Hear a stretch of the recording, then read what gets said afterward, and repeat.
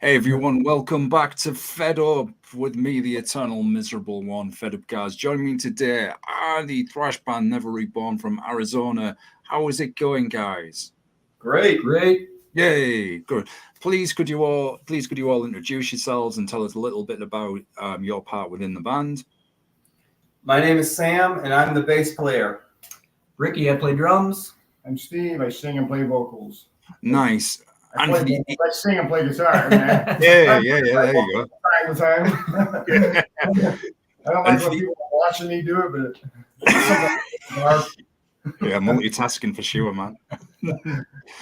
And for the eagle-eyed there, Ricky's been on the show before with his other band, King of Worms.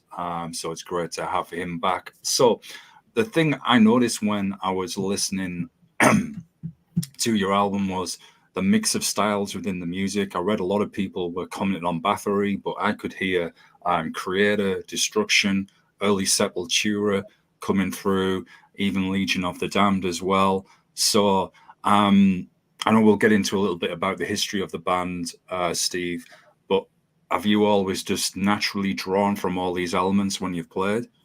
yeah, I do. I mean, I grew up in the '80s when thrash was coming out, so like Creator, Destruction, Sacrifice, Boy Vaughn, those kind of bands were what I was, like my Bible. Exodus, you get the thrash stuff, so it's in the veins. And there's a couple songs on the album that were written back in the '80s. Like the last song was written like in 1984. It's just in the closet sitting there. We've been playing it live. I was like, hey, it's time to record this thing, get it on an album. So yeah. I don't listen to Legion of the Damned that much. I should, but there's been a few people have brought them up as somebody's sound. But we definitely always get the Sepultura and the Creator, a lot of Creator. Yeah. We have a little black metal in there too, so we'll get stuff like Dissection or something, people will say. Yeah.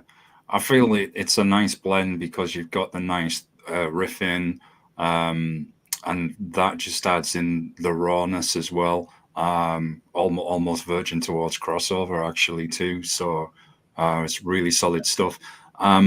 You told me in one of our email conversations that Steve, that you're the only member from the latest album in the band, and now Sam and Ricky have come into the band. So how did you all meet? Ricky and Sam, didn't you play in a band together before, if I remember that correctly? Yes, we did. So did you all just, because you all already knew each other, say, hey, I'm looking?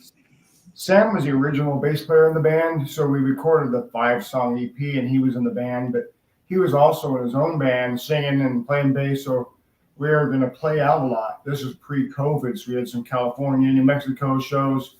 We had too much touring that was going to happen, so Sam just wanted to focus on his band. So we had another bass player come in, and when we recorded the album, the bass player and drummer left the band to do their own thing. The musical differences, I guess. But Sam texted me right away and said he'd like to come back in the band, and he's said something like we have never played any shows that he couldn't have done. So it was great. He wrote the bass riffs to almost every song on the album, anyways. Wow! So he was able to come right in. And Ricky played in a band called Olden, and we played a lot of shows with these guys. So it's kind of funny. Like I found out that the other two guys left Never Reborn when Olden made its comeback, and we were playing a show. Where was it though? The Edge, and that's where I found out everything had happened with whatever went down with that, and it was just kind of funny because Olden was making a comeback, and this seemed like it was ending. So, and then shortly after that, Olden played 3 shows when we made our comeback, and then our singer just disappeared. Told us he was disappearing, but essentially is just gone. Haven't heard from him since. So it was just natural to come here, I guess. The first drummer I talked to was Ricky because I didn't know that my drummer had left. I found out from a promoter, and I called the promoter to see what time Olden came on because I wanted to come watch him. And she told me, well, I'm sorry you guys had to drop off some shows. I was like, we were supposed to open for Hemlock. And I was like, what do you mean we had to drop off the shows? And she's like, well, you guys disbanded? Like, no, we didn't disband. Yeah, I got a text from the drummer this morning saying you guys are disbanded and we had to drop off all the shows. So I was like, oh, shit, I didn't know. So I was like, so I went to the show and Ricky's like, yeah, I heard you guys broke up. I better start learning some Never Reborn songs. I was like, hell yeah, but I didn't want to poach him, from Oldham at the time. But, so we went through lots and lots of drummers trying to find a replacement for our drummer. And then Ricky was tied up with King of Worms, and they were planning on playing live. So he was like, I can't do both, Never Reborn and King of Worms. And then they decided to hold off on putting together a live lineup. Yeah. Called him, so I told Ricky, I said, hey, listen, I'm going to start hitting Phoenix area for some drummers. But before I do, I'm going to ask you one more time because I still think you're the right guy for the band. And he's like, yeah, I'm in, man. And I was like, fuck. Yes. Do you think you've got that a new chemistry now in the band, Never Reborn, like more stable and solid? Do you feel with Sam coming back and now adding Ricky in? Yeah, definitely. It's our last couple of years as a band practices were no fun. We weren't getting along. Things were kind of bad between the drummer and I, and it was just like almost like let's just get this over with.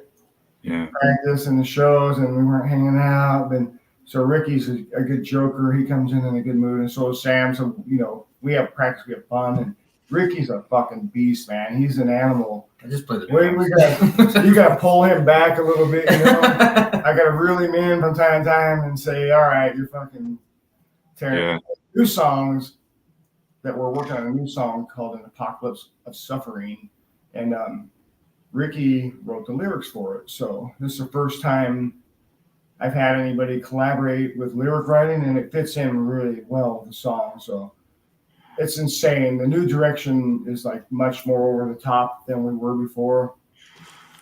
So are you going more brutal now? Because I remember last time when you were here with King of Worms, Ricky, and if I remembered correctly, brutal deathcore background, with your drumming. So imagine you can now bring in a lot of that brutality, even amp the aggression up even more. So it'll be absolutely pummeling. Good to hear you've got a hand in writing a song as well, man. So do you want to tell us a bit about that? And also, let's do a dive into bringing in that brutality in everyone. How do you feel you're bringing your experience and really amping the heaviness up? Well, essentially, like what I'm doing with this is I'm keeping like the bones of the songs like the way they were, and the previous drummer was a really good drummer. He just had like a different style and a different, like totally different approach to drumming than I have. So learning some of these songs that they want to play live and stuff has been, a little difficult, especially because he's very, I would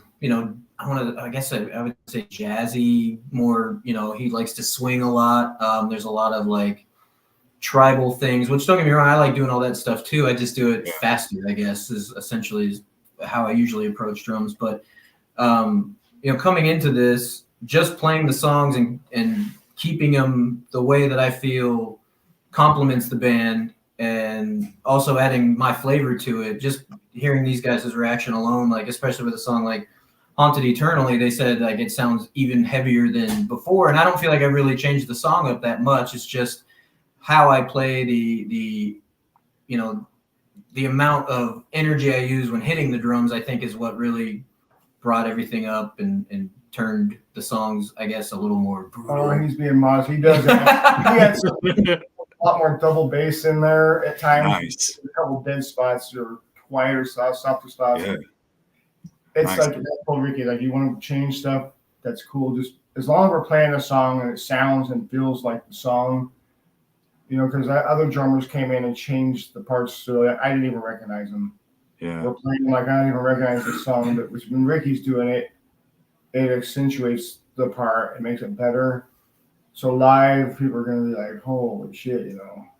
There's going to be a lot of people, eyes on Ricky at the show. And Sam, too. I mean our Sam was in the band before, and our reaction live was always better when he was in the band. He's a better live bass player and puts on a better show. So we're so looking forward to this. I mean, to have Sam, and Sam has changed some of the parts, right? I talked about some of the parts. He's changed a little bit. Well, as far as the parts, I listened to the new album, which I did not record, but a lot of the bass lines Zach did take, and he put his own flair on it for sure.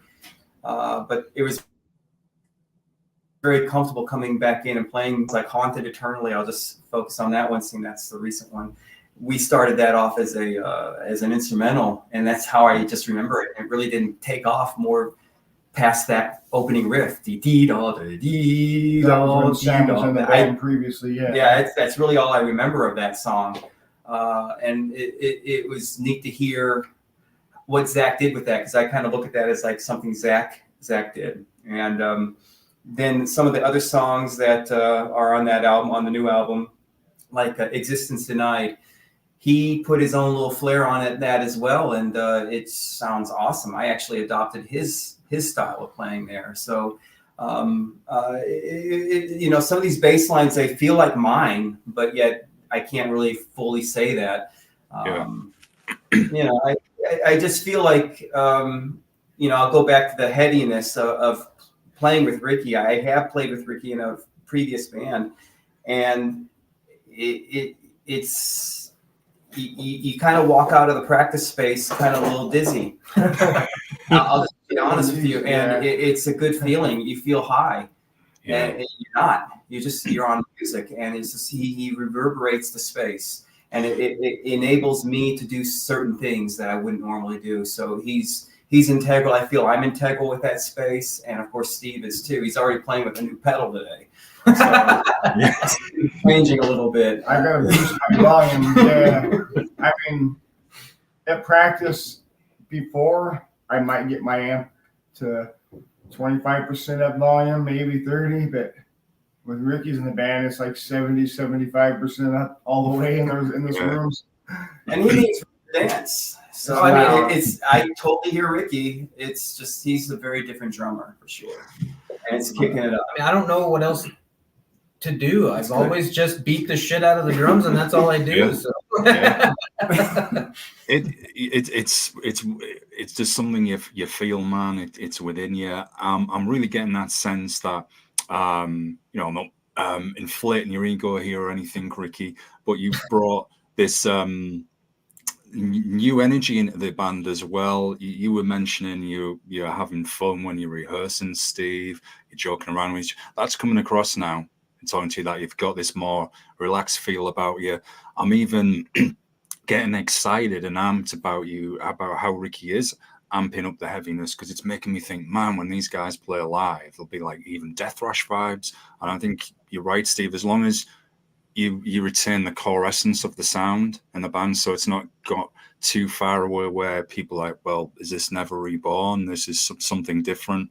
And it just feels like you've got this this new injection. You're all bouncing off each other, both creatively with the lyrics, with the music when you're rehearsing, and that must be a real rewarding feeling as well when you come out of rehearsing. Like, man, we've had a session a day we really got into it, and we've come up with something, rather than and sadly, and this can happen in personal relationships as well, when you're just going through the motions. You've gone there, you've done your part, whatever, and you come back and you're just not really feeling it. And well, this isn't going anywhere.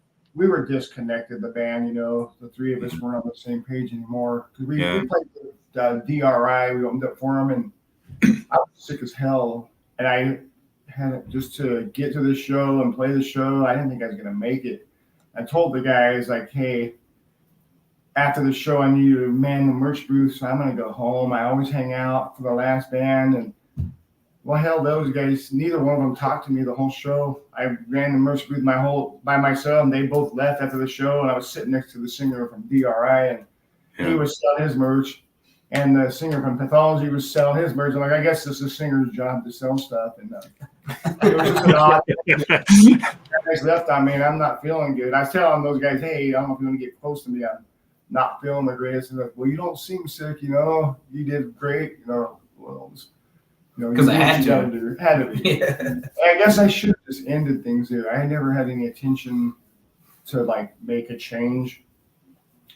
So I don't know, when they left the band, it was like, I knew it was going to happen because the drummer started taking his stuff home the last couple months, like a time, and pretty soon it was just only the drums. And then our bank account that we had like $2,000 in it. We just started spending it on things, and it was down like $100, and no one wanted to put in. I'm like, okay, these guys are planning their escape. And then, like the day before they left, the drummer withdrew like half the money out of the account, and then I found out the next day it was done. Like, okay, I guess I should have, should have acknowledged the writing on the wall a little bit better, but I was thinking things could work out.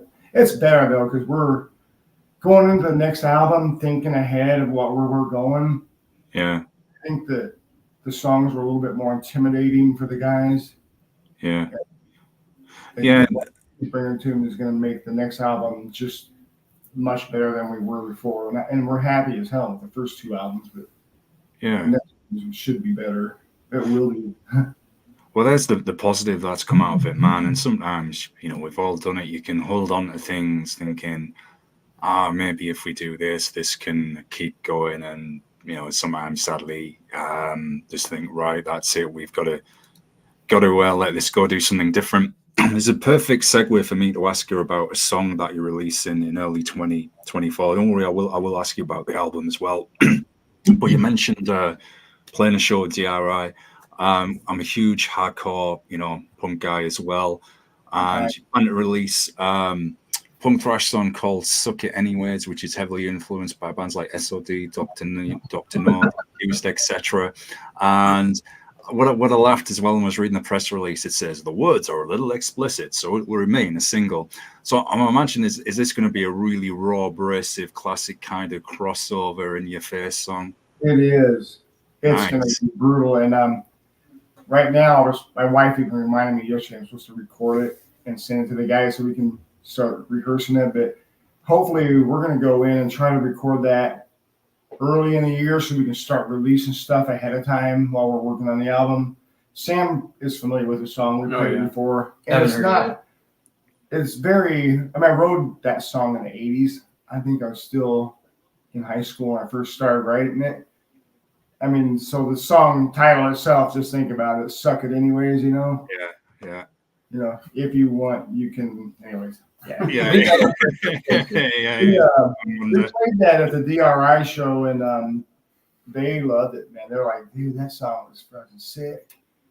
And a lot of times we play it, we act like it's a 80s cover song. We'll say we're going to play an old 80s thrash cover song and make up an era band. We'll play it, and people are like, dude, that fucking cover was sick. Who was that band? Yeah. It's fun. It's a really fun song. It doesn't have any of the black, dark metal tendency, but it's definitely, if you like SOD and stuff like that, and you definitely would like this. Like the only cover we do is the Def Leppard tune. Right. You're curious to hear interpretation of that. It's an instrumental called Switch 625. Oh yeah, that was in Cobra Kai series. Yeah. It was off of High and Dry. It was yeah. Live, and people are like, "Holy shit, a thrash band doing a Def Leppard song." Tuned way down. Next, we're gonna do Every Rose Has Its Thorn. Oh, I didn't sell my soul to the devil, man. Yeah, let's see. Just see how random you can go. Release a cover album of all these are really out there. The first two Def Leppard albums, when they came out, they were fucking badass. Back in the 80s, you didn't have a lot to pick from back then. If they came out now, I don't know if the kids like us would have picked up on as much as we did, but the new wave of British heavy metal, you had Iron Maiden coming out, and Def Leppard. Those first two Def Leppard albums were classics. To me, they're embedded in my soul. I love everything about them still. the guitar tone, the way it is, and to do this song was huge for us. It doesn't sound, people that have never heard it have no clue it's an instrumental, or a cover. They're just like, that was fucking badass. Yeah. It's one of those songs that's just fun as hell to play. Yeah. And there's 2 guitar parts going, with harmonizing background, some, stuff going on. So I end up working it a little bit off timing to make it happen, and no one notices but us, or probably just me, but it comes out really well. Yeah, it'd be interesting to hear that, man. There's something to be said about doing direct songs as well. Sometimes it's got that real fun energy to them as well. Good for live. You can break it up a bit, just put a bit of that fun break there as well. The other thing I thought was interesting was that you use 2 different tunings on the album. Half the songs are in drop C and the other half are in E B. So it says you separated them through the album to give some different dynamics. Was this to help each song have its own identity? I know it does in the themes and lyrics, of course, which we can get into, and even with the music as well. It does, right? Actually, that's my son's fault, because I used to leave my guitar hanging on the wall. I'd come home from work and he'd have it in drop D, and I'd like turn it back to standard, and I'd come home and it's in drop D. So I started toying around it one day, and I wrote the song Death March Armageddon on it. And I was like, all right, now I got to start writing some more songs in drop C, So I started half the songs are in drop and half. It's like, I'm not going to switch guitars for one song, Yeah. So every album just has like a little balance between each one. And it's in a live setting, it's really cool because you play your standard set first, and then you switch guitars and you come back with the heavier ones. People are like, holy shit, you guys just got heavier. Yeah. It does bring heaviness to it, because it's, down a half step still from work, or maybe down a whole step. Well, it's C sharp, just to be honest, and that's like Sabbath, Bloody Sabbath is one of the first drop C sharp tunes out there. And if you can imagine a that main riff in the middle of Bloody Sabbath, and that's it just evokes that heaviness right there. And Haunting Eternally is that as well. Yeah. So it's E flat tuning and C sharp, so it's a whole step apart from one another. Yeah. And Steve hit it right on the head. People just like, how did you just get even heavier? Yeah. But we did E flat tuning because of your influence with Randy Rhoads. I remember you telling me, because that was at the end, like on Diary, you used some drop or half a step flat. So I think even Slayer, when they recorded their first albums, they were in standard tuning, and they started dropping back like a half a step at a time or so. And they play those songs lower tuned now, or before they broke up. But it works. Playing in just standard tuning just doesn't feel right for me. It's better for my voice. I'm singing to be in the tuning we're in. And we're talking about doing a cover of Mr. Crowley, and him as a keyboard player, pianist. He used to be a piano teacher, so he's going to play the intro, and then we haven't talked about if we're going to do the half step down or not. But yeah, we haven't talked about that. But yeah, that's traditionally in D minor, so it's actually a whole step from traditional tuning. Yeah, we would be doing it in C sharp, like our low tuning, and I'll just have to transpose it, but easy enough. I'm looking forward to it. Hopefully we work it out. Hopefully we can work it out. Yeah, but yeah, Ozzy's kind of a big influence to I have the song down myself. I've been just toying with it. We haven't tried as a band yet, but the Mr. Crowley solos are just lightning fast. Randy Rhoads he's definitely my all-time favorite guitar player. And I take a lot of his phrasings and stuff, and when I create my solos, I keep in mind my fingers are embedded in what he was doing too much. Sometimes I gotta try to listen to something different, get myself into more modern guitar playing. But some of the modern guitar players they're fantastic. You can't lie; they can do stuff I never dreamed of doing. But sometimes it's too much. It loses the flavor. So I try to keep it tasteful first. Yeah. Well, if it works and it's what works for you, then definitely go with it. And getting heavier and heavier is never a bad thing. in my opinion. That's all always works for me. Well, what I like as well, the intro to the album, Storm's End, and it's a 44-second instrumental, but this reminds me of when you've listened to various thrash albums and death metal albums, and they have that kind of intro at the start where you know it's coming, you know there's something heavy, and it's, you know, if there's one of your friends, you'll get hyped, you'll be like, listen to this, man, keep listening. They'll be like, what? So just wait. And then when that little musical instrumental's done, then that's it, boom, it hits you. So I just wondered, was that a similar idea that you had in mind with Storm's End, was to set the atmosphere and tone, so then when you get to the end of that instrumental, then bang, direct heaviness, mosh, get the riffing, because Never Reborn certainly got classic windmilling part as well. Yes, actually on that one, I had played that, I wrote that little piece before, and I was always going to turn that into a song, and I never did. So we're in the studio, and we're getting ready to record the clean parts for Fallen One. So while Ryan, the engineer, was setting up the sound, I just kept playing that over and over again, and he was setting up mics and doing different things. I was like, shit, I got to play something different. So I started playing some, like, Melissa from Merciful Fate. Then I was like, shit, I'm going to try this song. So I started jamming that again. He's like, damn, that's sick. What is that? I'm like, I think we're going to freaking record this right now and use this as an intro, just like you're saying, like Ride the Lightning had that kick-ass little thing right in, and, you know, Destruction too would do stuff like that. And so he got it set up. He's like, well, dude, I'm going to hit record. Let's record it. And I recorded it and listened back, and like, yeah, man, that's it. That's the intro. It had no name, but Storm's End is really like, just as the storm is ending with that, the real storm of the album begins. So you know, a temporary name for a second. Like, I'm going to call it Storm's End for now. Then it's like, shit, we're going to keep Storm's End's name. Yeah, it definitely sets the tone. And Never Reborn, I mean, the info that I have here, it says that song is the whole album wrapped up in one. It's got the whole sound. And that, like I said, that really does have some good windmilling parts, so you can get nice and sweaty, bounce off the walls, if that's your kind of thing as well. One of my favorite activities, but anyway, that's a whole other subject.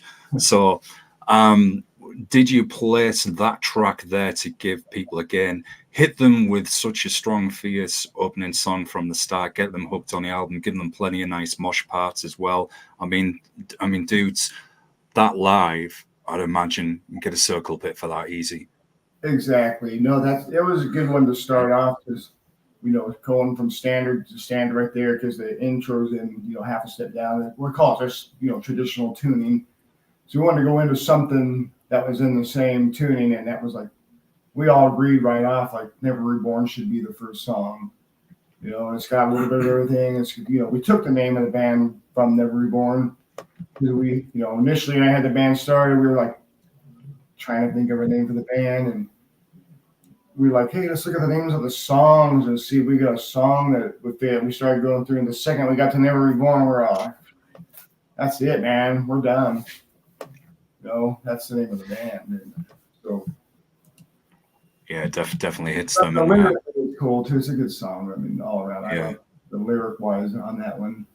If I could say something about the tuning on that as well. Yeah, go for it, man. I don't mean to be too nerdy about it, but no, it's all right. No, it's all right. Well, I play a 4-string, and I actually cannot fathom playing a 5-string, but it sounds like I play a 5-string. So I'm able to dip down a fourth below what Steve's root is. So his root is E flat, but my root is B flat.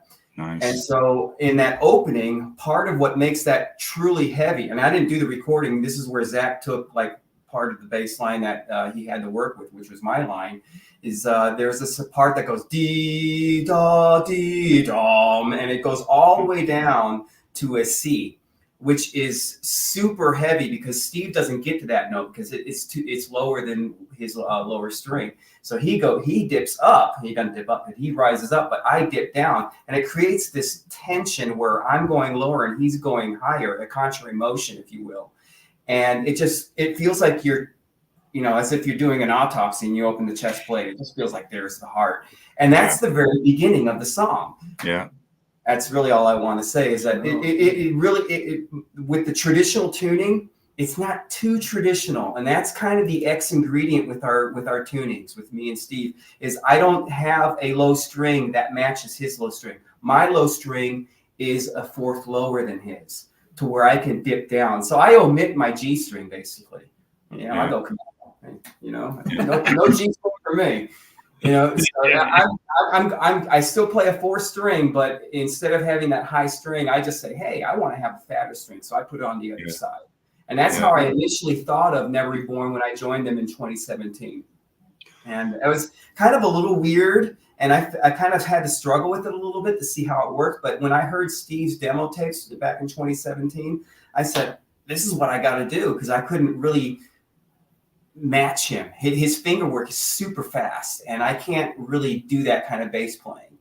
And so I had to kind of create a different line to his style. And so, you know, Never Reborn, even on the recording that is the LP, you kind of hear my bass line that Zach actually plays too, quite well. But it's something that just, that opening is just like, it just is an opening, and having Storms end there like that, just, you know, these instrumentals, like the other instrumental later on in the LP, you know, I know it reminds you of what it reminds you of, but it reminds me of like the Black Sabbath interludes, like in Master Reality with Embryo and some other type of interludes. Is like you're hearing a Sabbath album, and all of a sudden you're hearing like this kind of interlude, like, whoa, what the hell is that? It's like they're testing a pedal almost or something, you know, but they're not. But anyway, that's my take on that. No, you're fine, and thanks for sharing, man. It adds in that atmosphere, and I was just thinking as you were talking about it, is that going to be one that you were going to open up with live for that reason, because it's just got everything in it? It's got, you know, those classic thrash feels. It is a fun one to open live. We were talking about this comeback show, maybe doing Doom Rider. I would be open to either, because Doom Rider is like fast, itchy in the face.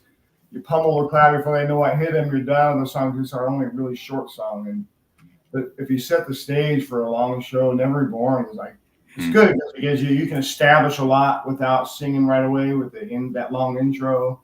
Then you go into the build up, and then you just like it just all cylinders go. And there's some parts on that song where on the album there's some dead space kind of in the drumming, and Ricky's like done some double bass and some rolls where live is going to be a lot better in sections, right? I don't know if you talk about what you've done different on that. On Never Reborn,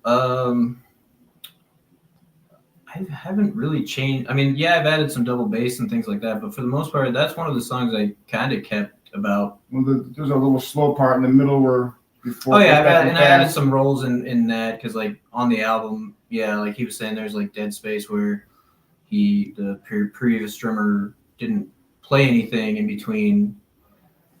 All I added was a roll and you know, slow roll, and then kind of like a slower roll as it begins to decelerate the whole song. That is. Yeah. So, but that's really about it for that song. I pretty much kept that one about the same. Yeah. I'm curious. Something different, but I know there's one part where we're definitely adding some flavor. It feels good for me when I'm singing it. I can feel it. This is where playing with Ricky is still fresh, and it's amazing how much he learned so quickly, because we got 10 songs, and they're still moving. They're still moving. Yeah. So this show that we're going to do on the 29th is going to be real fresh to everyone, let alone us. Yeah. But playing. Sometimes we don't notice everything when we're playing live right now. I think it's our 5th practice. Yeah. With Ricky. Whoa. Yeah, he's a quick learner. Time he's been on. Yeah. Wow, only 5 man. Yeah, it's after our first practice, I think Sam said, you know, Ricky, at this rate, we could probably play a show in December. Yeah. It's my idea to find something. Yeah, that's on December the 29th. That's coming up. So we just jumped up and said, hey, we're going to do a show, even though we know we're not here, but we know we will be. But Ricky said that he got Spotify gift wrapped. What is it? Gift wrapped Never Reborn? Yeah. Because of me listening to their songs, the practice tune and everything else, they ended up being the number one, my number one for the year, I guess. I listened to it that much. I listened to it. Yeah. Yeah. Well, there you go. That's obviously put in the work. Yeah. Well, I was just thinking, if this is still, as you were just saying, Sam, that it's still fresh and new, you think once you've been together for a while and then going forward for the next release, that must be quite exciting to all of you for what you're going to come up with for the next one. Thinking, man, if this is what it's like now, and we've only done 5 practices. Let me tell you, Crowley has got me interested in keyboards with this too. So I'm not going to just do the Geddy Lee thing. You know, I mean, that is amazing. I can't do something like that, but I have my ideas for keyboards with this band too. And we're going to let Crowley kind of steer us that way too. See what it teaches us. So we're even thinking of incorporating keyboards with this band. So interesting. That's probably bizarre to some, but I'm very excited about that. Well, it's outside the box. Has me curious already for what the next release will sound like. I was just going to ask you as well, Ricky, just before we get on to the next track, which I'm going to enjoy nerding about. Outside of both Never Reborn and King of Worms, this is probably where my brutal side is going to shine through. Are you playing in any brutal death, slam, or deathcore bands outside of Never Reborn and King of Worms? Just focusing on these two? Yeah. Like right now, like I think we discussed it briefly in the last, but like I'm just finishing school, so yeah. I mean, I don't plan on really joining anything else. 2's about the limit that I can really. Yeah, I understand. I understand, man. I'll be insane. Yeah, we're saying that I was actually going to do a side project before of some songs that wouldn't fit with Never Reborn because of the drumming wasn't. My drummer didn't want to learn these songs. I sent him and he just wouldn't. But now I'm not going to have to do that because Ricky can do that. Yeah, I think you talked to me about those actually. We were going to. We talked about maybe. We were talking about a side project. So it's like, all right, now those will fit in this band now, because the new song's so much more like heavier direction than we were. It's like shit. The other ones are going to be bad as hell. So yeah, I had like about 4 songs I thought about pulling off as an EP with under a different name. So now that's no longer that will stay with Never Reborn. Yeah, things are just changing. Yeah, evolving as well. I've been dying to ask you about this one because I'm such a nerd. Existence Denied. You've got the video for this as well at the moment. But man, when I was reading about this, classic alien abduction, about someone who was looking for signs of alien existence, not knowing that you're being abducted, their entire lives. Aliens are doing tests on this person, trying to figure out why we exist as humans. Again, the lyrics are on the YouTube video as well. Well, man, being a colossal nerd, and I read that, I was like, oh, man, I was foaming. So right. What was it, was the inspiration for the song a lot of those classic tales of alien abduction, UAPs, all of that kind of thing? Yeah, I've always been, like, infatuated with the UFOs. And I don't know. Man. If you look at the video at the very end, there's a kid with a UFO books magazine. Yeah. That's actually my grandson. I'm not going to say my age, but he's 10. Oh. Whenever I was growing up, my father had all these they weren't old back then, but these UFO magazines about things, and I still have all those.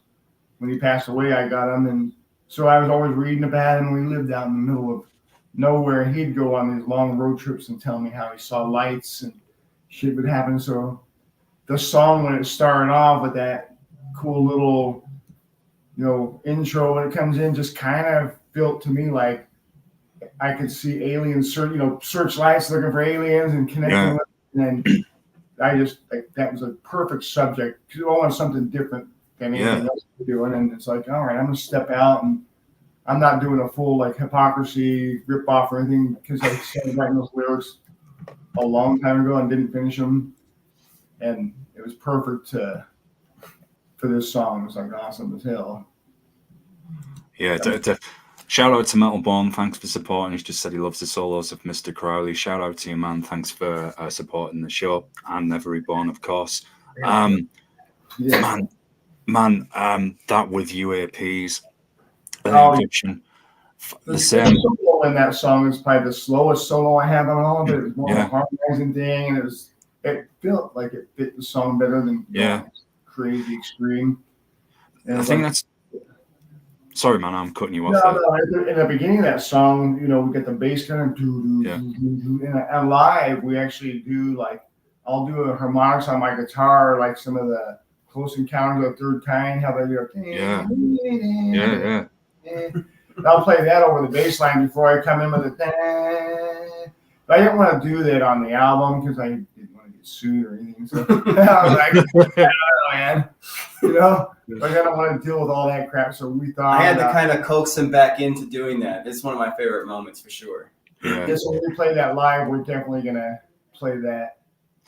That will be a fun one to really get that atmosphere over to the audience.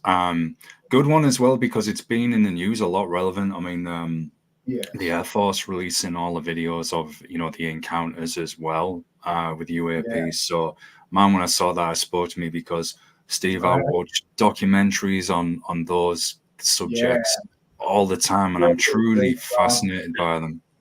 The guy, our video guy, Raphael, he did a good job. He did our Children of Fire video, and I was thinking about reaching out to him to do this video, and I went to his, I think his Facebook page, and literally he had this last post was about aliens, UFOs, and the cover up and shit. And I was like texting like, bro, like, you're not gonna believe this. We want to see this song, and it's exactly about what you're talking about. And he went above and beyond the Call of Duty for a simple lyric video on that one. You know, it's just like I'm supposed to have a few things in, so he put a lot more graphics in and went overboard on it. The video, I think it stands up to lyric videos from any band out there. You know, these little lyric videos, some bands I love, I'm not going to name drop it. You know, you go in and watch their videos, like, shit, for a lyric video, expect a little bit more of that. Agreed. Stuff in it. What is enjoyable about this album as well, I think we mentioned this earlier, that each song does have its own identity. So seeing these different layers, these different subject matters, I thought was really interesting, and it makes it a little bit different because you can still be very heavy, still be very fast. It's just got a different theme, which is nice, something different for once. Ashes of Our Past, moving on to that one. Says this one's about like reincarnation, curse to remember past life, loved ones that were left behind, the torment of knowing current loved ones, won't be forgotten in death. So not depth. Disclaimer alert, folks, I am recovering from flu. That's why I keep muting out a cough every now. You're doing good, man. It's the water, man, and all that hot green tea and all that stuff, man, and it's helping. Now my mind has just turned into a UAP and evaporated. I wrote that, and it was an instrumental. We played it as an instrumental for years. When Sam was in the band, we played it as an instrumental. Yeah, another song that it's like I had it in my mind what it was, and it was just an instrumental on I think maybe 3 riffs. And then I came back and I heard the album actually. No, we played it live before.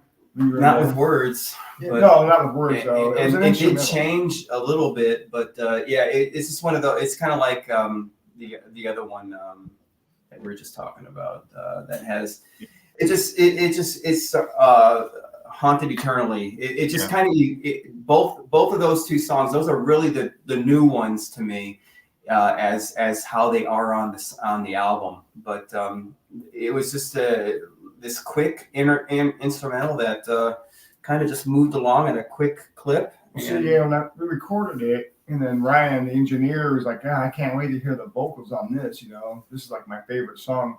And I was like, dude, that's an instrumental. And he's like, what? He's like, that's one boy. I'm like, what? I'm like, yeah, it's an instrumental. I'm like, no, dude, no. He got out, he pulled open his computer, and he started like, dude, you got like this section, it's structured like a song. You need lyrics. I was like, hell no, man. That's my time to step away from the mic. Live, I can finally get the hell away and breathe, because I'm singing so much. Then everybody that kept listening to the tape, the rough draft, kept saying, dude, you got the vocals on this. Yeah. So we talked about it, and I was like, I'm going to write lyrics for this. It's already called Ashes of Our Past, and I'm going to just write it what I think it's going to be about. if it doesn't work, I'm not gonna keep them. Even if we go and record it, if I'm not happy, back to instrumental. So we did it, and it was like right away we're like, shit. We were gonna call the album "Children of Fire," but it was so good. Let's use this as the title track. I think this is a better album title track for the album. So I mean, it's good. Maybe someday we'll do a single, and re-release it as an instrumental, just for shits and giggles. What's good about the song with the themes as well is it's open to interpretation. So you could look at it even from a horror vibe in some degree, and then also simply about personal relationship, loved ones that are no longer with us. So it's got quite a nice relatable area to it as well. And again, it gets back to what I was saying, putting something different into still heavy music. Yeah.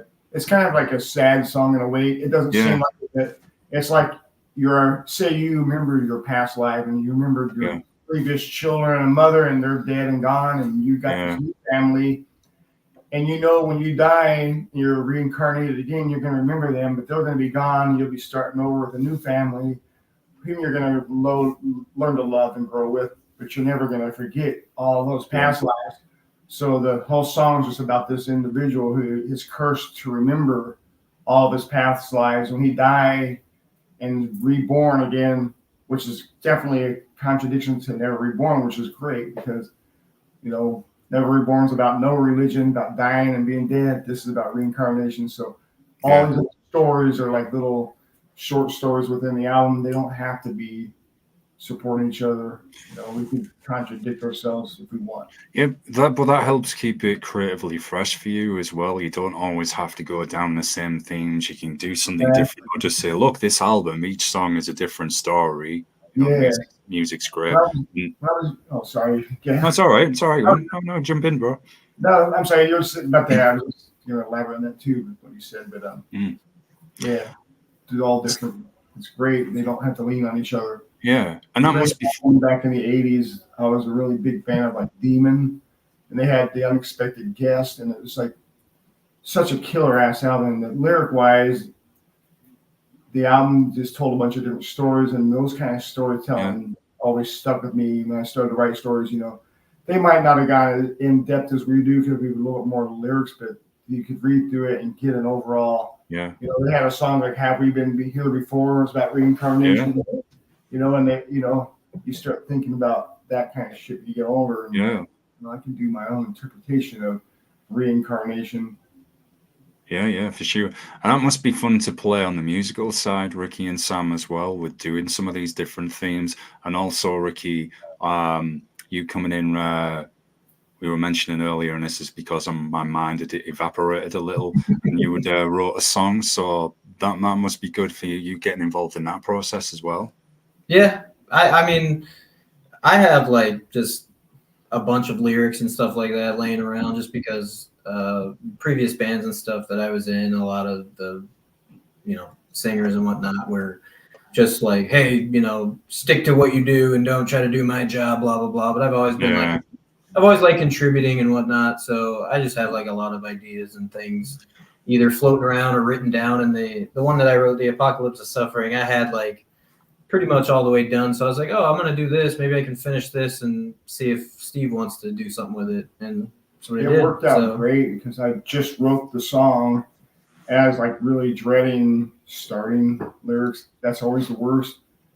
I'll go through like subject matters till the song speaks to what it should be. Then like whenever Ricky said he wanted to join the band, I asked him if he writes lyrics or anything. He said yes. And he sent me a couple songs and I started reading that one. I'm like, holy shit. So I got the guitar out and started playing. I can do it better if I'm playing. I don't like to record the song and do vocals over it. I like to write them as I'm holding the guitar and get the cadence and the feel. Yeah. I'm like, this will work, and it's amazing. And, I've had some friends send me some songs before and be like, hey, I got some lyrics and like, this is like a poem and it's like really short. We need like 5 of these or to make it a song, one of our songs, and Ricky's is actually, to the T with chorus and verses and stuff, like perfect. It fits, so I didn't have to add anything. It's like we're just going through refining some of the the cadence and stuff, because different guitar parts, you don't want the same, cadence on all of them. So you want to add a word here, take some away, but it's, it's his song and it's amazing. I love it. There was a big weight off my shoulders. And he sent me something yesterday, I think. Another song. I wrote a no title or anything for it. I just wrote a song about a witch. It's hard to write about witches and stuff because everybody thinks like hocus pocus and little girls dressed as witches and things like that. And where I'm coming from, there's a movie that was made a few years back called The Witch. I haven't seen with like the black metal V's and everything, but the movie is like super dark, and the witch like takes the baby and it shows her grinding it up and rubbing herself down with the guts and everything, like, and it takes place during like the Salem witch trials and witch coming over and everything, and it's basically about this family that just gets exiled into the middle of nowhere because they think that their daughter is a witch, and then lo and behold they moved into an area where there is actually a witch out in the forest and crazy shit starts happening. Wow. Satan comes in as a black goat that they have named Black Phillip and ends up killing the father. If you really have time to watch this movie, it's fucking awesome. It is fucking awesome. I've heard so many things about it, and it is pretty recent as well. And people have talked about exactly for the reasons you've said. My watch list, man, is just getting bigger and bigger all the time. Of all these I would say put that one like at the top if you want like a real spooky good time, like even the it has everything. They have these two little twins that run around and like they start chanting shit in the middle because they're being possessed by Satan and everything, and then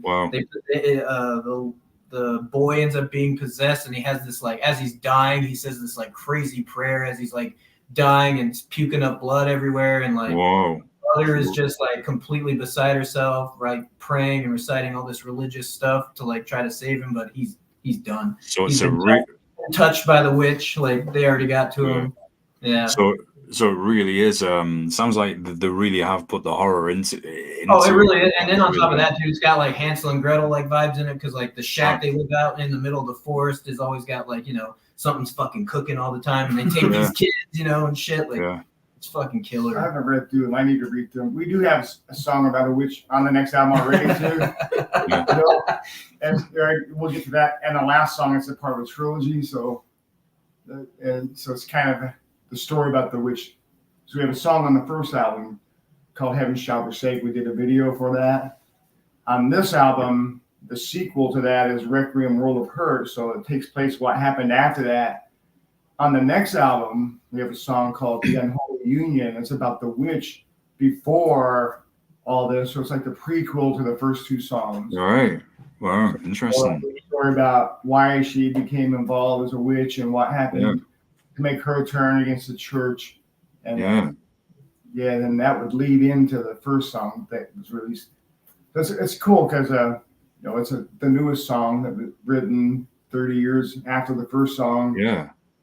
So to go on a nerd reference, it's like got that verbal quality when you see a character in a movie as well. How have they become, say, this evil or dark, like the fall of Darth Vader there? So I had to get a sci-fi reference in. You never know, this song Ricky wrote might be part of the trilogy, and instead of making a fourth. I just sent it because, like I said again, it's really hard to write about witches and covens and whatnot without getting cheesy with it. So yeah.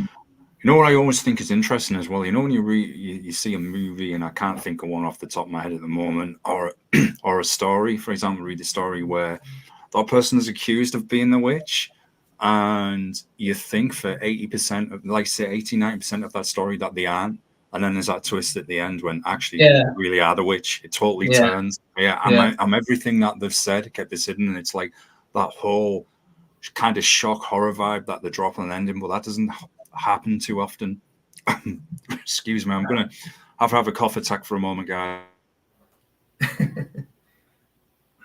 I need to get a banner or disclaimer for the shows at the moment. The host is still recovering from flu. You may see him look possessed as he's in the background and stuff. Doing what this dude doing.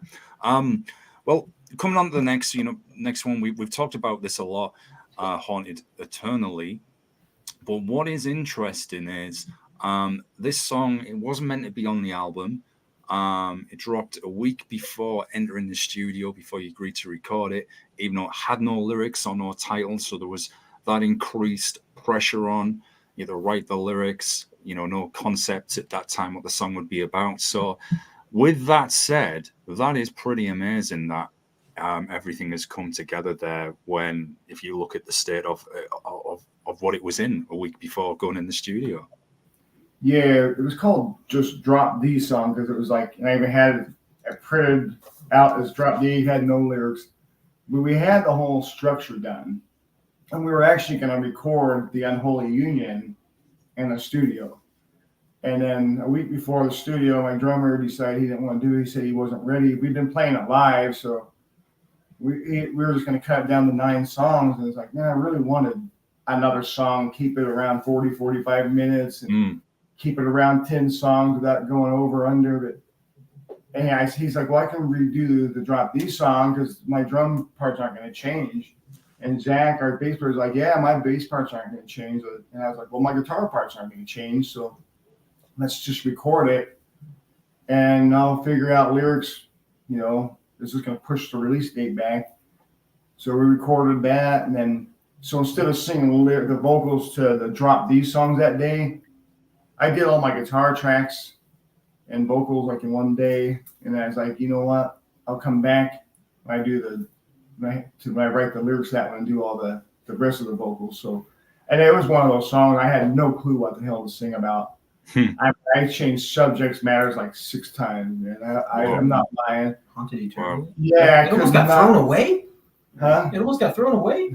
I was just like, wow. I don't know. So one night I had a concept of like my wife and I when we were teenagers and we had the first summer we spent with each other, how creative it was. And we actually even went to a party at a place called Witch's Circle, which is really cool out in the middle of nowhere in New Mexico. But I was thinking, what would happen if we dated that first summer, then one of us died, and we were so connected. So the song, to me, it's kind of like that. And someone had read the lyrics, say it's kind of like a modern day Romeo and Juliet, where the first part of the song, like, I'm like, the guy's walking around, he hears his ex-lover's voice, she's dead, and he's like trying to find her grave, right? He finally finds her grave, and he's like looking at it, and he realizes, fuck, he's the one that's in the grave and dead, and his girlfriend is up there laying flowers down on her grave, and she like commits suicide to be with him. Then they spend the rest of their lives, they can hear each other, but they can't see each other, they can never talk. Whoa.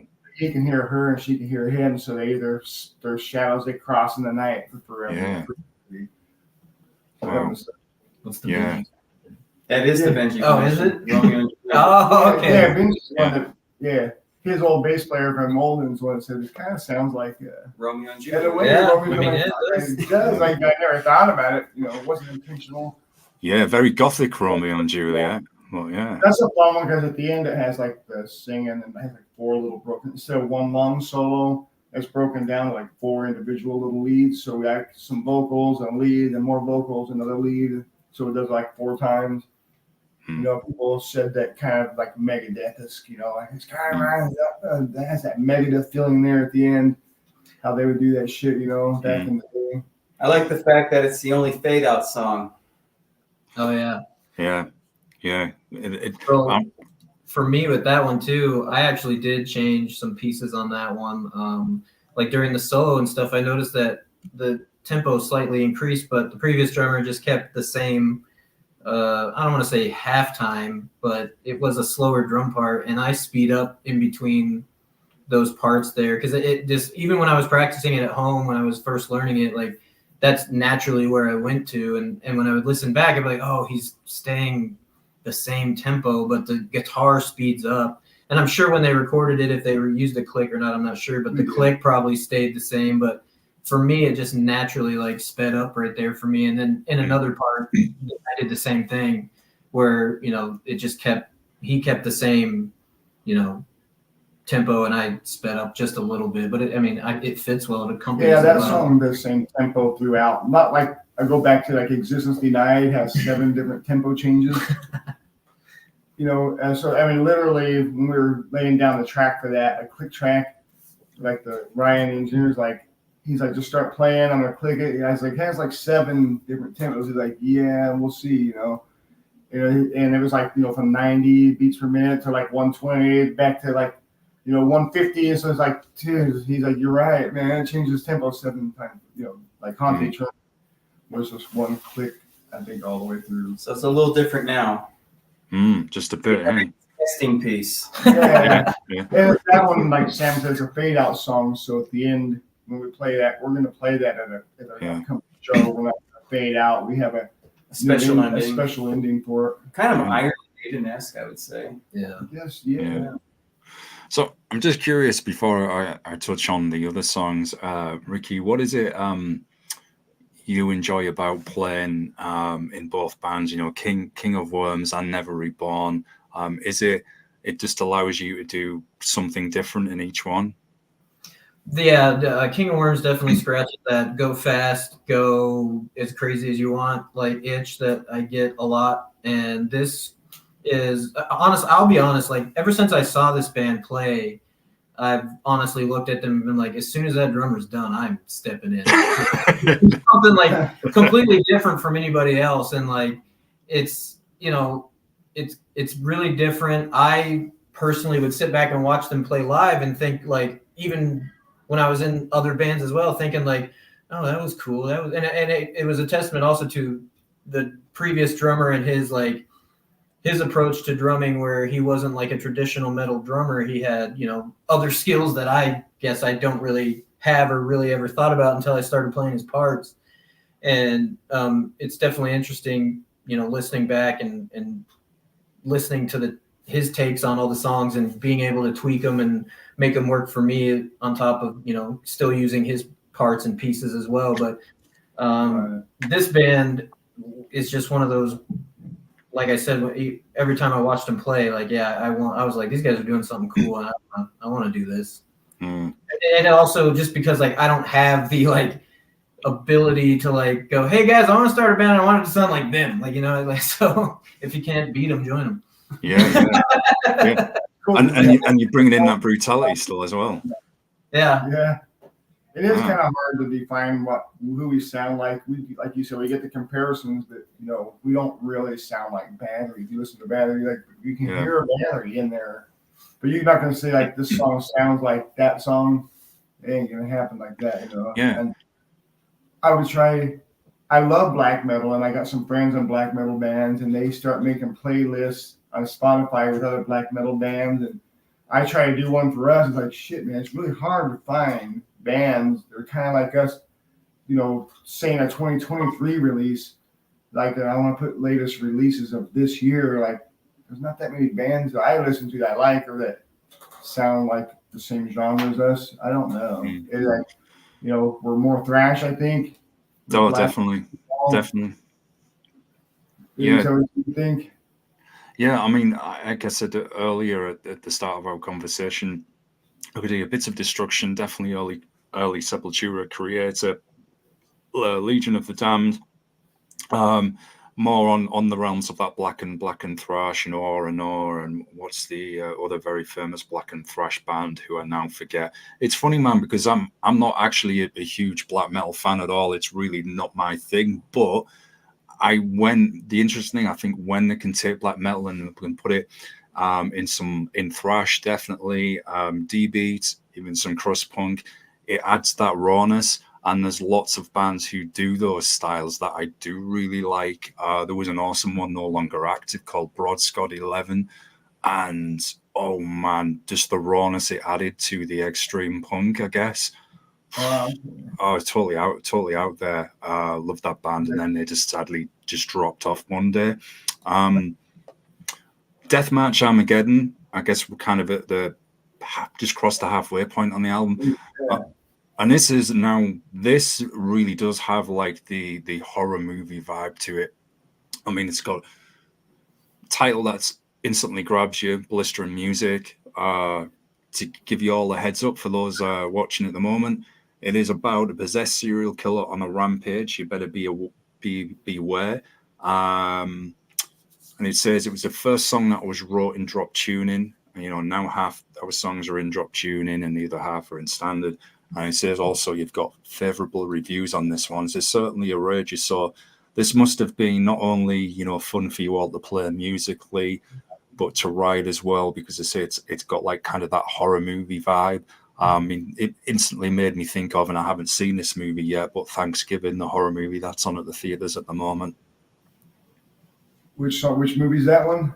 It's called, I think it's called Thanksgiving. Yeah, it's like a Thrasher film. A dude dresses like a pilgrim and starts slashing people up. Oh, shit. Yeah, I haven't seen it yet, but it's meant to be pretty tight from what I've heard. It's definitely like a Slayer kind of lyrics. Yeah. You know, you get into their. Yeah, it's definitely. I think it's the only song I ever written that's kind of barbaric like that, but you know, it definitely fits the song because I actually wrote the title Death March Armageddon, had it, and I'm like, as an instrumental, I was thinking like, I don't want to ditch that, you know. And Death March Armageddon is about, you know, the end of your fucking time after this guy meets you, you know. It's pretty cool. It is, like I said, the first drop D song ever. It's written the way it's written too is like I could probably get away playing it in standard tuning. There's some parts, but there's some of the songs that I couldn't do without playing on drop D just because of the chord structures. This one I probably could have gotten in. I think I could play it standard, just tune it down to C sharp. But now that I have the other songs, you know, like What Darkness Brings would be impossible off the first EP to play. And same with Children of Fire, I couldn't do that. Same way I'm making some chords. My fingers would have to be like, I'm not gonna call it my son who's 6'5" and has fingers. 10 fingers on each hand. He could do it. I couldn't. Yeah, and the next one as well, Fallen One, says this one's a real crowd favorite. Usually it has a little bit of everything. You know, it gradually builds up throughout the song, and then reaches a very fast point, more blistering speed. So is this one you really enjoy playing live, seeing that interaction from the audience, you know, seeing them enjoying themselves, going crazy? Yeah, I love playing the song live, and it gives me a chance to talk. You know, I do that whole spiel about, you know, this is about Lucifer's fall from heaven, the rise of the Antichrist. Yeah. And the final war of Armageddon, because that's basically the whole story there. And yeah, real horror, isn't it? Yeah, the beginning lyrics, like the very first part before it goes into heavies, is taken out of the Bible. I was going to change them, reword them, but it was so evil sounding the way it was. Like, shit, I don't need to change these. Yeah, it's pretty cool. Then there's some other references right out of the Bible later on in the song. I had to kind of reword it and flip them around to make it fit the song. But, you know, overall, I mean, you can't get any scarier than the Bible if you read that, man. So yeah. Revelation. Yeah, right out of Revelations. We played it once when Sam was still in the band, and I did that whole thing about the Bible, and somebody after the show was like, I didn't realize you guys were a Christian band, you know? We're like pentagrams on the shirt, upside crowns everywhere. We're not, like, no. The songs out of the Book of Revelation is by no means a Christian song. Yeah, yeah, it was like, that's the Christian metal's cool. Like, yeah, no. It's like thinking Iron Maiden's a Christian band just because of Number of the Beast and the opening. I think, right. Yeah. Yeah, people sometimes I had to put a disclaimer out on the blog a while ago with the show. I mean, I'm trying to get it kind of back towards a metal and punk hardcore base, which it largely is, but it does a lot of genres within those realms for sure. But when I first started, I think I remember talking to you about this, Ricky. I had the idea of, right, I'll make it open to all genres, even, you know, genres I don't like, it doesn't matter. Noble intentions, but the spam I started to get, to be honest, from music that was more, I'll say more pop music, I guess. And I just thought, this is just so far off field what it's about. And that's why I put in the disclaimer on the blog and in the FAQs about, look, if there's extreme metal bands on here, there can be some horror-based lyrics. They are no means saying go out and do these things or against anyone's belief. Right. I remember, yeah, I did talk to you about it, Ricky. I remember now. And I put that down because sometimes people can get the wrong impression with metal when they see the horror themes, the art, and everything, and say, "Look, it's just theater. It's like horror movie theater with music. That's all it is." Sure, there's lunatics everywhere. There's always going to be, Yeah. but that's why I had to put that down just in case anybody got the wrong idea. Because sometimes, if I've got someone on from, say, independent film that's not a metalhead at all, can be from totally different kind of musical background, I guess.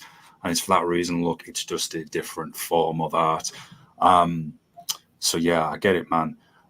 So coming on to Children of Fire, and I'm about to cough, so that was so convenient. Every time. Marvelous. One moment, folks. Yeah. You're doing good, man. Fresh off the throat of fire at the moment, that's for sure. I think when we're done today, I'm going to go and drink some whiskey, man, for sure. Yeah, it'll help, man. So, but this is a really interesting one, as Children of Fire have already been mentioned a bit. It originally was going to be the title track of the album. Began writing the lyrics based on Dante's Inferno. Interesting story in itself. The Bathory influence as well, Enter the Eternal Fire. There's a lot to unpack in this song, so I just wondered if you could break it down for us, and then how you all match the music as well, how you thought, right, we really want the music to match the feel of this song.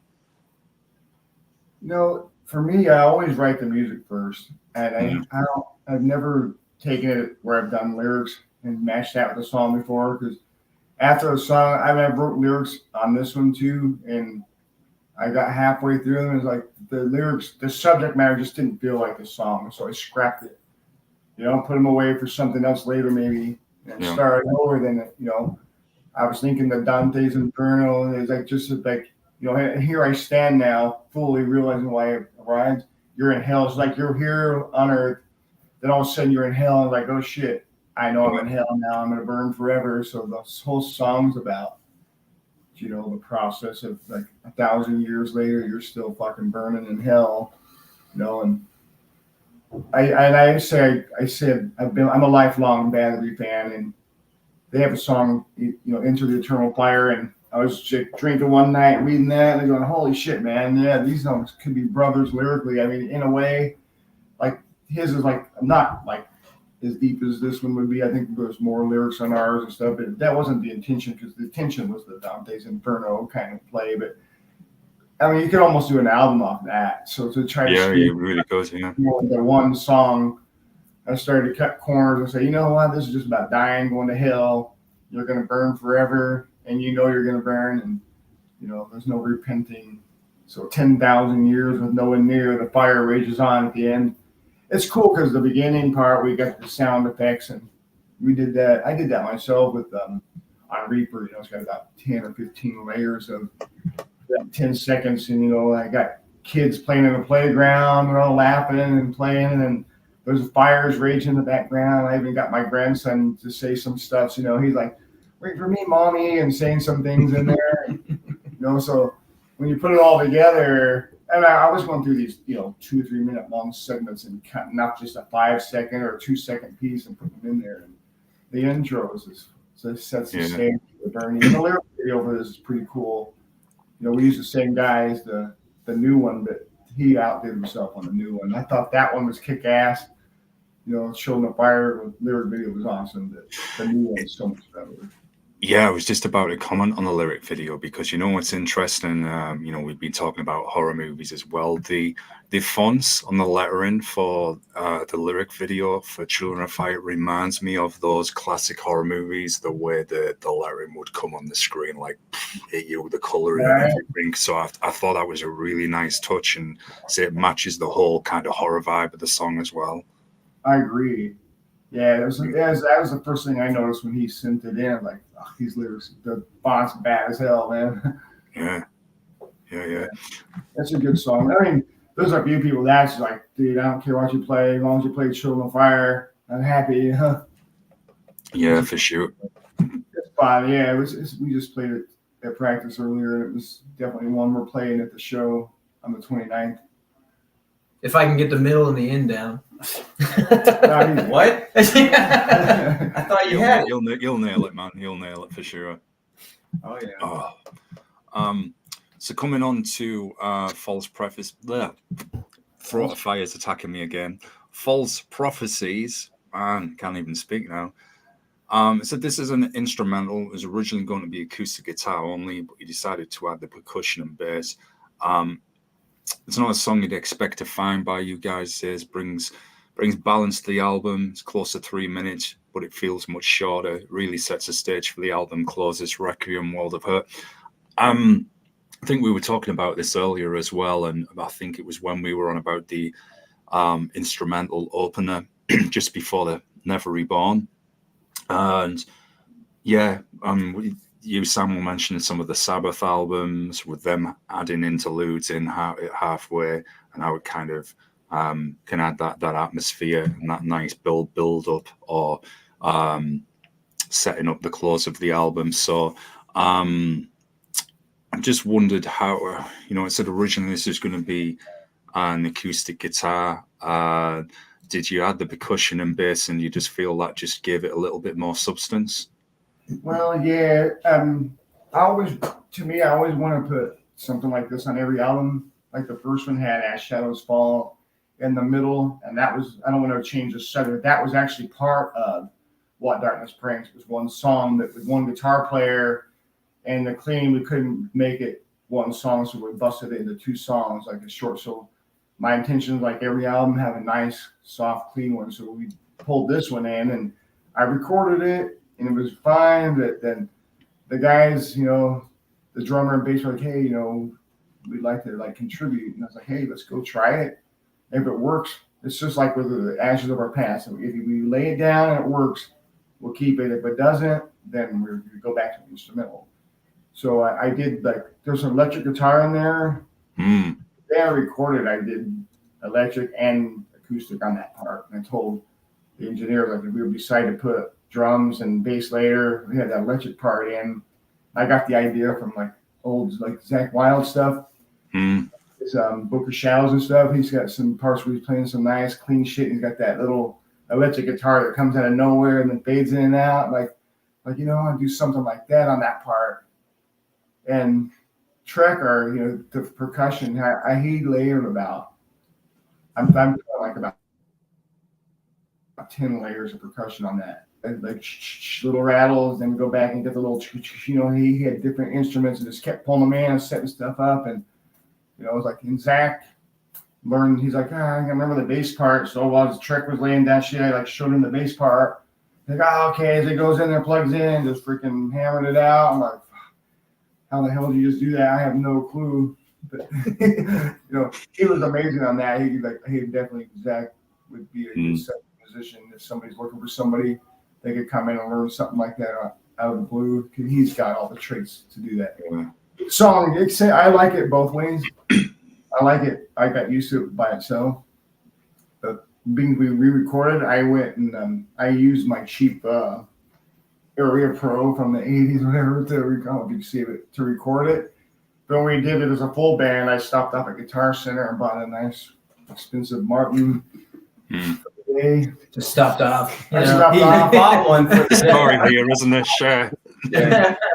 Went and recorded it and dropped it back off on the way home. Something like that. I don't need it anymore.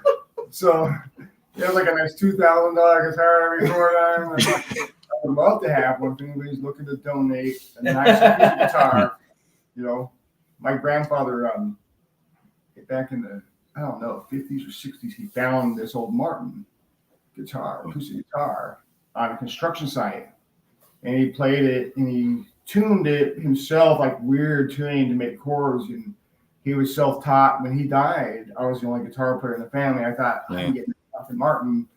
But my uncle, right back in that construction site. He grabbed it, put it in a locker somewhere in a closet, and after he died, his son got it, and still just in a closet. Nobody plays it. And I was like, I would love to record with that, but they're in New Mexico, and I'm probably not going to get it. So they probably figured, well, if I got it in my house, I'd never give it back because I would be playing and recording out. So when I was looking at guitars, I'm like, I'm gonna get a Martin because going between Taylors and Martins. I'm like, I'll just do a Martin because that's what my grandpa had.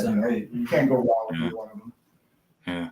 But it is a long kind of a song, and we battled as a band like on levels on that one for a long time, and that was kind of one thing that started the end of things, I think, for us as a band.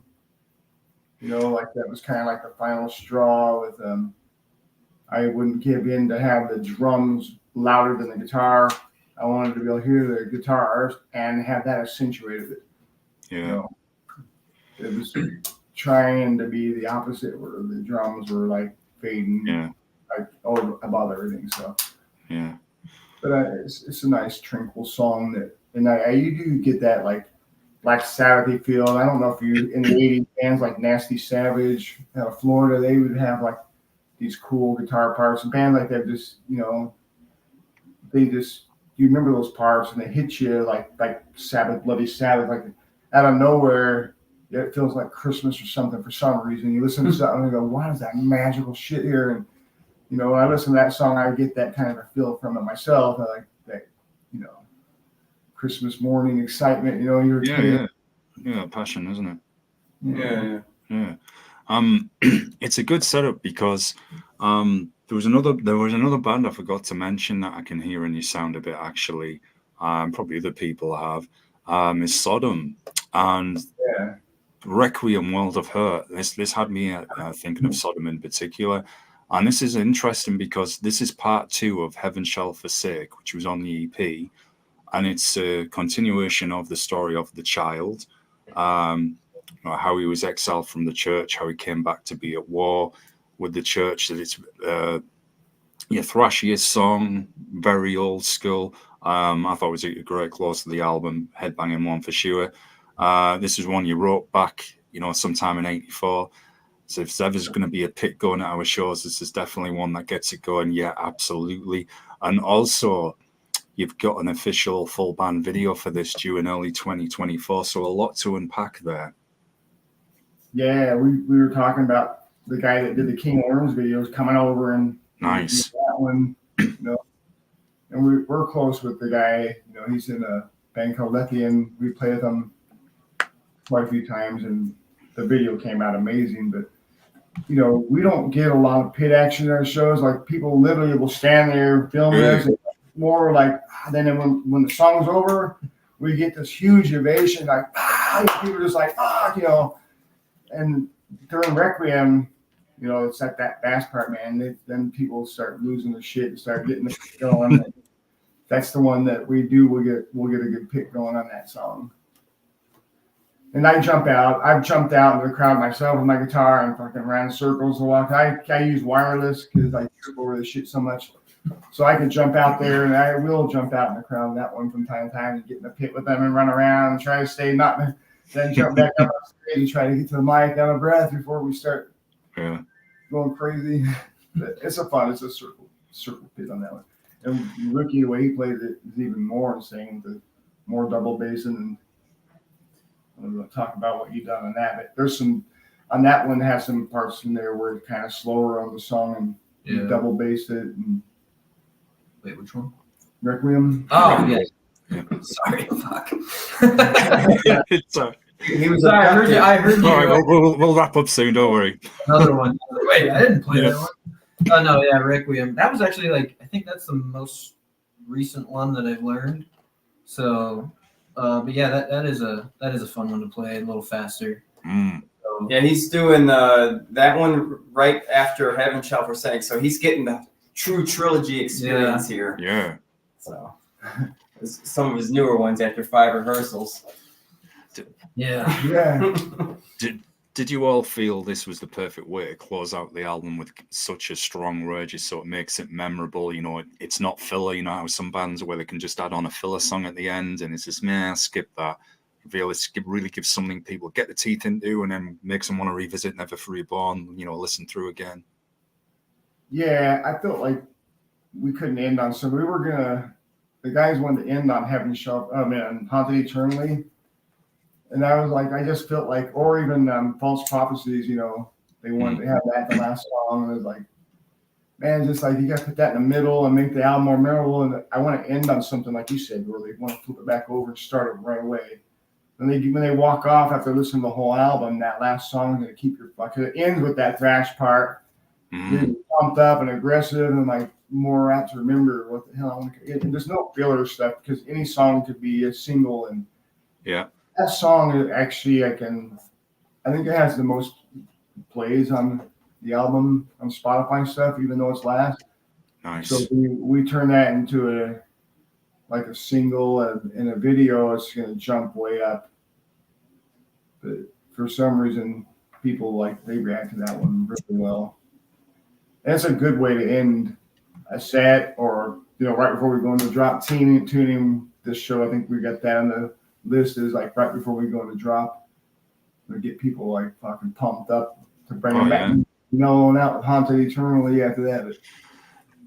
Yeah, and live as well. Even if you close out a show with that one live, because sometimes it can be a band will do like a more mid-paced one, or even like instrumental closeout, and be expected, no, we're gonna absolutely mosh our backsides off again before we leave tonight. Like come out, and you'd be seeing your friends like, man, they had this last song, and this was a rage just when I was like ready to chill, and I was like, no, on again.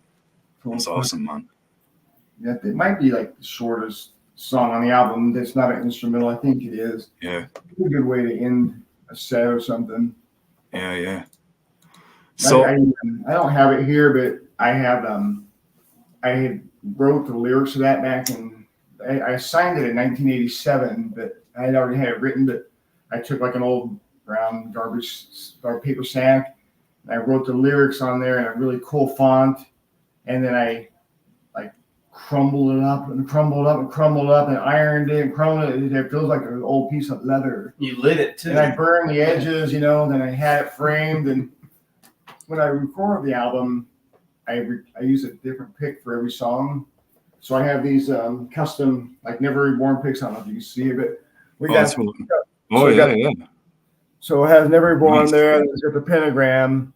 Nice. So I did it on both albums where I had one pick for each song.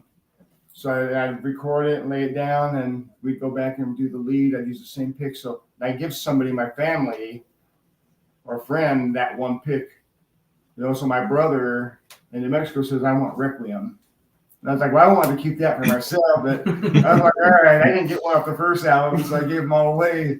So he's like, I want Requiem. I'm like, all right. So I put the Requiem one in that lyrics, the frame lyric thing. I put it inside there and gave him that. Who's that, Chuck? Chuck, yeah. Like, you got the Requiem one. So I still have a few that I nailed off it. I hate nailing them because I don't want to lose them. But I know that. That's my dad's name. That was a good idea for the family. Like, dude, I get to, printed out the lyrics for the. Awesome, man. So, you're singing, and like, I know the words, but when you're in the studio, you start singing. It's nice to have in front of you. Like you can look around and enjoy shit and get off track and jump back on. And so I took that lyric sheet also and put it with the pick if there's lyrics and frame it and give them the pick with the lyrics. So like an instrumental obviously doesn't have the lyric sheet. The lyrics. Yeah. Oh no, it's a good closeout for sure. So just before we wrap things up in a moment, I know you have. Damn my throat. I know you have a show coming up on the 29th. Do you just want to plug that? Let people know where they can see you. Yeah, we're playing December 29th, Tucson, Arizona, at a place called The Rock. So come on out and square dance if you want. Check out Ricky's debut with Never Reborn. And Sam's coming back to the band, so it'll be like he never left. I mean, did a lot of fallout when Sam left. People didn't think it was going to be Never Reborn, and there was going to be some people that glad to see him back. I think I've played The Rock since it got redone by these new owners, so that'll be interesting. Yeah, this is our first Tucson show this year because we played one show in February in Phoenix or Mesa or somewhere up there, and then the guys dropped out of the band the next weekend. So this is we haven't played Tucson since Halloween of 2022. So, and I'm using this massive drum set behind me. So pretty excited. If you're in Tucson, check it out. Yeah, Moshma show for sure. So, as we get, whenever I get the end to any episode, I always like to give guests the opportunity to promote and plug anything they want. So obviously we want to get the word out about Never Reborn and where they can get your album. But also any other bands that any of you are involved with. Ricky, I know you're in King of Worms as well. So the floor is yours, gents. Shout out, promote anything that you want, guys. Well, Sam. Yeah, I'm in a kind of a psych doom band called Copernicus. If you like Western things and low tune, it's not country or Western, but it's definitely Western theme, kind of twangy, kind of stoner doom. But yeah, we're Copernicus. You can check us out. Instagram, Facebook. We have a lot of stuff out there. So yeah, King of Worms is on Spotify. We just released our album just this past October with a video to accompany. It's out there on YouTube, and like I said, we're on Spotify. And then look out for what's to come with Never Reborn here. Yep. Yeah. Definitely Never Reborn. We're everywhere. Spotify, every streaming outlet you want to be on. Basically anything else to like the band camps, the Reverb Nations, anything that you can get Never Reborn's name on, we're on it. And right now you can still get the album free on Bandcamp. I've never changed it. I put it on there. People can download it. I know people are like, dude, you're not going to make anything off that, but whatever. No, I'd rather have people come to the show and know the words of the songs because they can listen to them even if they can't. We have physical CDs at the show. We sell them. Yeah. And we're gonna try to start off as the year with releasing. So we're gonna try to do that Suck It Anyways and take it from there, and try to keep the crowd and fans engaged with some releases early on and often. Yeah, keep that momentum going. I do want to thank those who watched live today as well. Another shout out to Metalborn. Greatly appreciated, man. Thanks for coming through. Shout out to everybody out there or those who watch later. Greatly appreciate it. Shout out to you guys, of course, as well, for putting up with my verbal vomitory. Ricky, for your second time as well. Greatly appreciated, man. And good to see you as always. Folks, don't forget neverreborn.bandcamp.com. You can get all of their albums, EPs, and merch from there as well. So be sure to visit. I shall see you all in the next episode of Fed Up. Don't forget to support, subscribe, and follow the channel. I'm usually on here every day, verbal vomiting with somebody. So look, dude, you gotta get your nerd out again. Yeah, dude. I keep, since I last talked to you, do you know, man, and I think I said at the time, everybody keeps asking me, dude, get this movie round robin table set up on the show, with people from different bands talking about. Yeah, let's do it.